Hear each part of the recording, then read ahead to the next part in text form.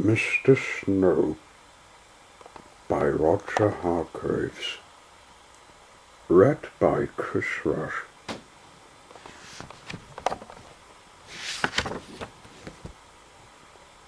One night, 2 days before Christmas, it started to snow. All night it snowed and snowed and snowed and snowed and snowed. Millions and billions and trillions of big white soft snowflakes covered the whole wide world. When morning came, it was quite amazing to see just how much snow had fallen. All the houses, all the trees, all the roads and all the fields were covered. It was almost as if a huge white blanket had been gently laid over everything. Everywhere you looked was white. And then the sun came out, and so did the children. They were all dressed up and muffled up, wearing scarves, woolies, gloves and boots, so that they wouldn't catch cold. All the children were so excited to see so much snow, which isn't surprising really, because there was more snow than they'd ever seen before. Some of them went on their sledges, racing down the hills. Some of them who didn't have sledges threw snowballs at each other. One little boy even made a snowball that was as big as himself. And some of the children made snowmen. Then it was Christmas Eve. The children all went home early so that they could go to bed early, so that they could get up early to see what Father Christmas had brought them. But that particular Christmas Eve, Father Christmas was in trouble. And the trouble was that it had snowed so much that Father Christmas was stuck. Well, I'm truly stuck. There was so much snow that his reindeer simply couldn't pull his sleigh piled high with all the presents that he had to deliver to all the children. Oh dear, thought Father Christmas to himself. Oh dear me, what am I to do? He sat down on his sack of toys and thought how he could manage to deliver all the presents to all the children before they woke up on Christmas morning. Oh dear me, he said out loud and sighed. Now it just so happened that Father Christmas had got himself stuck just beside a snowman which one of the children had built. And that gave him an idea. A good idea. A very good idea. A very good idea indeed. How would you like to help me? He asked the snowman. But of course the snowman didn't answer, because snowmen can't talk, can they? Of course I'll have to use some of my magic to bring him to life, thought Father Christmas to himself. So he tugged his white beard 3 times and muttered some Father Christmassy magic words into it. Suddenly, you might almost say magically, the snowman did come to life. "Hello, Father Christmas," said Mr. Snow, which was the snowman's name. "You look a bit sort of stuck if you ask me, which you haven't, but I'll say so anyway. And if you ask me again, I'd say you need a sort of helping hand, if you know what I mean, which you probably do, because that's probably why you've brought me to life, which you certainly did. So, can I be of any assistance?" Mr. Snow, as you might have gathered, was a rather talkative sort of snowman. "Exactly," beamed Father Christmas. "Let's get started." And start they did. Mr. Snow gave Father Christmas an enormous push, and off they went. They divided the work between them. It was Mr. Snow's job to make sure that all the right toys for all the right boys and all the right toys for all the right girls were put into all the right sacks. It was Father Christmas's job to make sure he took all the right sacks down to all the right chimneys and delivered all the right toys to all the right boys and all the right toys to all the right girls.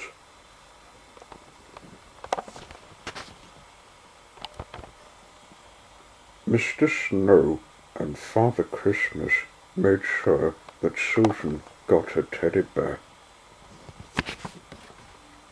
Mr. Snow and Father Christmas made sure that Peter got his train. Mr. Snow and Father Christmas made sure that John got his piggy bank. Mr. Snow and Father Christmas even made sure that little Jane got her squeaky pink elephant to play with in the bath.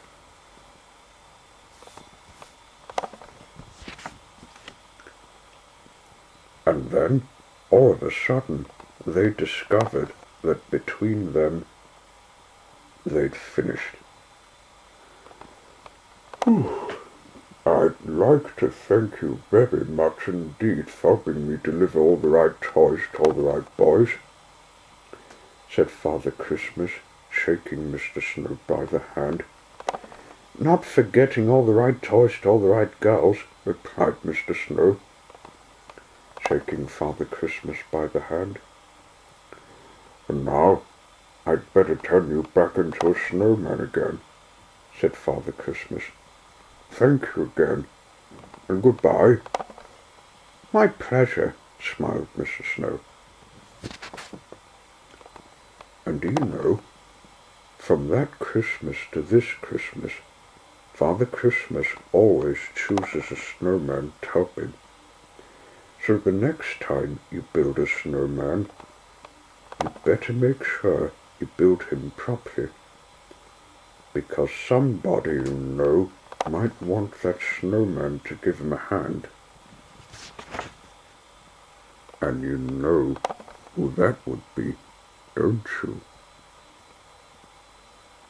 The end. Mr. Topsy Turvy by Roger Hargreaves. Read by Chris Rush for Kaylee.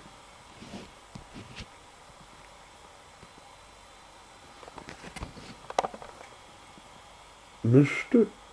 Topsy Turvy was a funny sort of fellow. Everything about him was either upside down, or inside out, or back to front. Topsy-turvy, in fact. It was all very extraordinary. To give you some idea of how topsy-turvy Mr. Topsy-turvy was, you ought to see his house. The front door is upside down to start with, and the curtains hang upside down at the windows, and just look at that chimney pot. All very extraordinary. Inside is the same. Just look at the clock standing on Mr. Topsy-Turvy's mantelpiece. Isn't that the topsiest-turviest clock you've ever seen? And just look at the way Mr. Topsy-Turvy reads a book. Not only does he read it upside down, but he starts to read it at the back page. And just look where Mr. Topsy-Turvy puts the stamp when he sends a letter to somebody. Have you ever seen anything like it?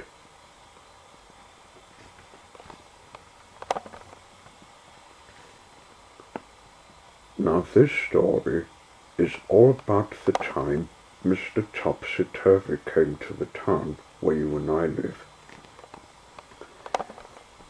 Nobody's quite sure how Mr. Topsy-Turvy got there, or where he came from, but he did arrive because somebody saw him getting off the train.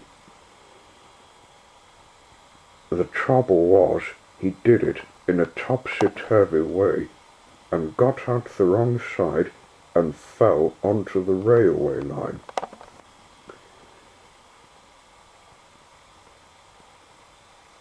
Which really isn't all that surprising, is it?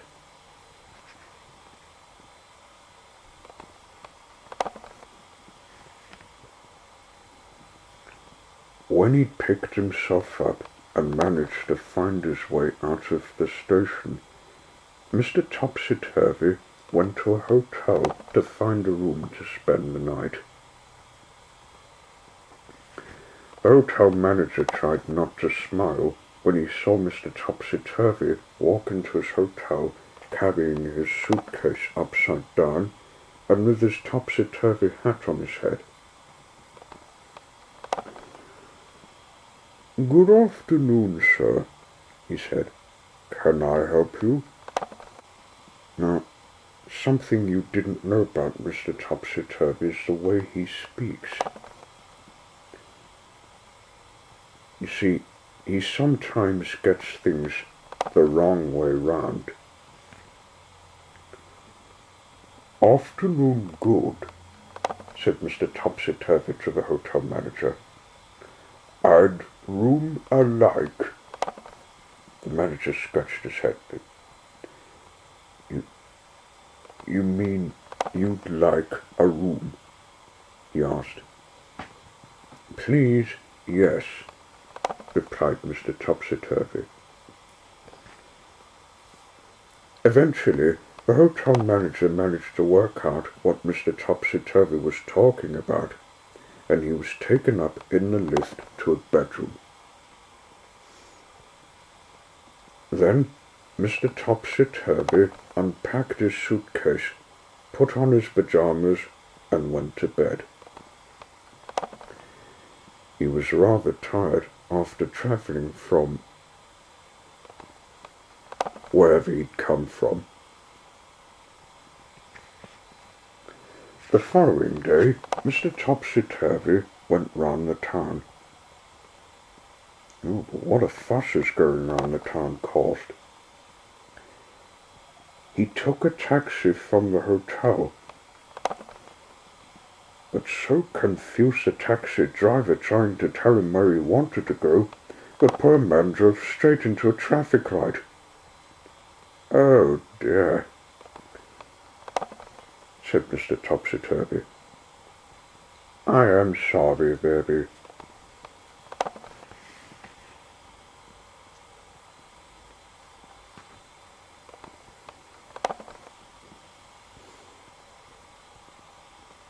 Then he went into a big department store in the middle of the town. He walked up to one of the counters. "I'd like a sock of pears," he said to the lady behind the counter. "You mean a pair of socks?" She smiled and showed him a pair of bright red socks. Mr. Topsy-Turvy put them on his hands.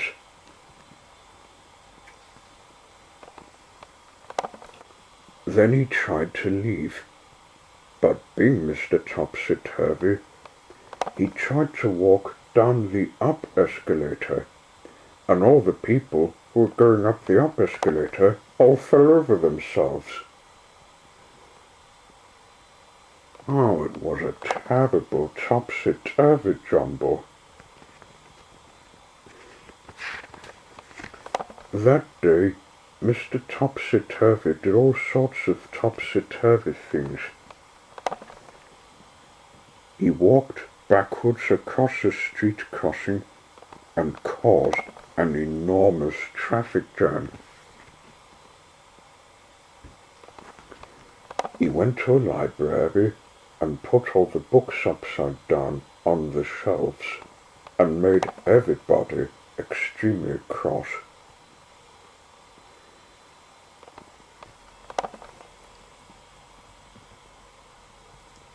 Then he went to an art gallery and insisted on hanging all the pictures upside down so that he could look at them properly.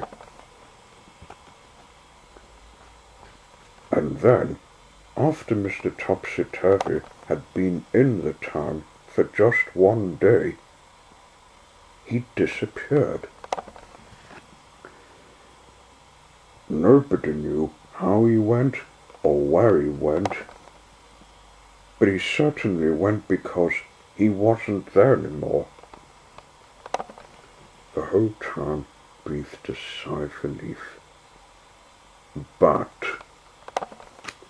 what the town discovered, even though Mr. Topsy-Turvy left, was that everything was still topsy-turvy. "Read all it about," shouted the newspaper sellers instead of shouting, "Read all about it." "News is here," said the television newsreader instead of saying, "Here is the news." "Morning good," people started saying to each other when they met, and "Do you how?" instead of "How do you do?" Everybody was talking topsy-turvy.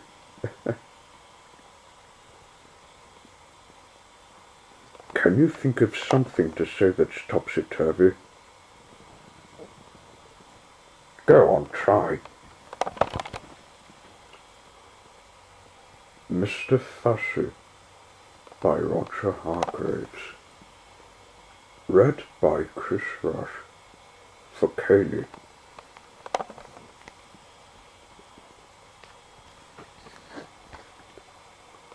Mr. Fussy was fussy about everything. Absolutely everything had to be neat and tidy and in its proper place. Mr. Fussy spent all day and every day rearranging his furniture and making sure the flowers grew in a straight line in his garden, and trying to find specks of dust where there couldn't possibly be specks of dust, because he spent all his time making sure there weren't any specks of dust. One fine morning, Mr. Fussy was having breakfast. He was very fussy about what he ate. He opened the marmalade pot. "Oh!" he exclaimed. "It's got bits in it." And he spent the rest of the morning separating the bits from the marmalade, or, if you prefer, the marmalade from the bits. Fussy old fusspot, people used to call him. Then Mr. Fussy went out into his garden and spent the rest of the day straightening out all the blades of grass on his lawn. Fussy old fusspot. That evening, Mr. Fussy was in his kitchen, ironing his shoelaces, when he heard a crash outside. "Oh, what's to do?" he murmured to himself, and hurried outside to investigate.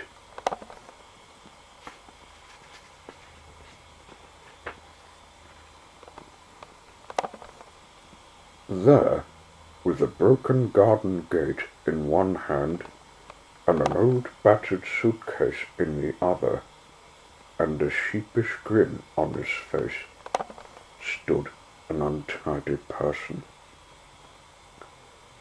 Mr. Clumsy. "Whoops," he said, holding up the garden gate. "It came off in my hand." "Who?" spluttered Mr. Fussy, looking in horror at his garden gate. "Are you?" "I'm Mr. Clumsy," replied the untidy person, grinning, and he stepped forward to shake Mr. Fussy's hand, but tripped over and fell on the lawn. "My grass!" cried Mr. Fussy. "My straight grass! You've bent it!" And he got down on his hands and knees and started straightening the grass. "But who are you?" he asked over his shoulder. "And why are you here?" "I'm your cousin," replied Mr. Clumsy. "Your long-lost cousin from Australia. I've come to visit." "Aren't you pleased to see me?" continued Mr. Clumsy cheerfully, knocking over flower two as he got up, and picked up his suitcase, knocking over another flower two or three. Mr. Fussy quite obviously wasn't pleased to see him. "You'd better come in," he muttered. "I say," remarked Mr. Clumsy, looking through the front door of Mr. Fussy's house. "I say, what a neat little place you've got here." And he stepped inside and tripped over his shoelaces, he often does, and knocked over a chair and dropped his suitcase and fell in an untidy heap on the floor. "Whoops!" he said. Mr. Fussy shut his eyes, heaved a sigh, and groaned silently to himself. Later that evening, after Mr. Fussy had cooked them a meal, and after Mr. Clumsy had helped with the washing up 2 broken plates, they sat down to talk.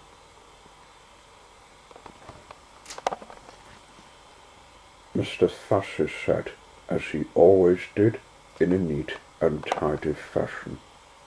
Mr. Clumsy sat, as he always did, in a not-so-neat and tidy fashion. "How long are you staying?" asked Mr. Fussy. "Oh, I don't know," grinned Mr. Clumsy. "A few days, a week, a year. I haven't decided."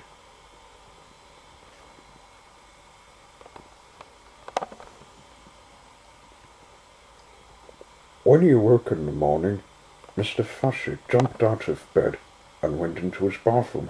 Oh no," he gasped. "Oh no!" Oh yes, Mr. Clumsy had been there before him. The towels lay in a heap on the floor. The bath was full of water. There were pools of water all over the bathroom floor. And half a tube of toothpaste. What a mess. Mr. Fussy made it all neat and tidy as quick as he could. Then Mr. Fussy hurried downstairs. "Morning," said his cousin cheerfully. "I've cooked your breakfast. Sit down." There was an awful mess everywhere. "There we are," said Mr. Clumsy, carrying a plate of fried eggs, broken fried eggs towards the table. "Breakfast."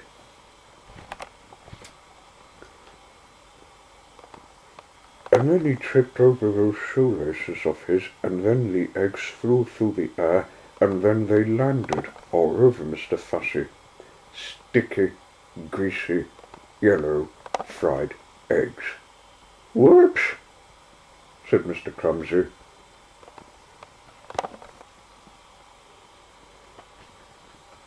After a week, Mr. Fussy's house didn't look like Mr. Fussy's house anymore at all.